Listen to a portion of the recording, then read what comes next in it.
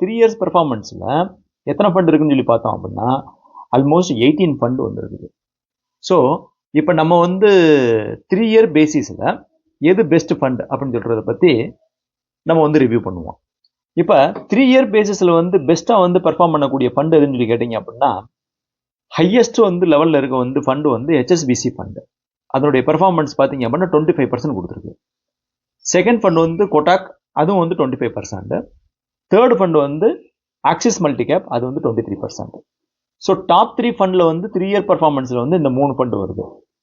ஆனால் 3 year பெர்ஃபார்மன்ஸில் quant fund பாருங்க, இருக்கிறதுலே வந்து ஒர்ஸ்ட் பெர்ஃபார்மிங் ஃபண்டு. எத்தனை பர்சன்ட் கொடுத்துருக்குன்னு சொல்லி பார்த்தீங்க அப்படின்னா 13%. ஆனால் 10 இயர் பேசிஸில் பார்த்தம்போது குவாண்ட் தான் வந்து நல்லபடியாக பண்ணுச்சு, 18% கொடுத்துச்சு. 3 இயர் பேசிஸில் இப்போ ரீசெண்டாக வந்து அவங்களுடைய பெர்ஃபார்மன்ஸ் வந்து ரொம்ப ஒர்ஸாக இருக்குது. ஸோ இதில் வந்து என்ன வந்து தெளிவாக தெரியுது அப்படின்னா ஃபண்டு வந்து ஒவ்வொரு நேரத்துலையும் வந்து ஒவ்வொரு விதமான பெர்ஃபார்மன்ஸ் கொடுக்குது. அப்போ அதனுடைய லீடர்ஷிப் பொசிஷன் வந்து சேஞ்ச் ஆகிட்டே இருக்குது.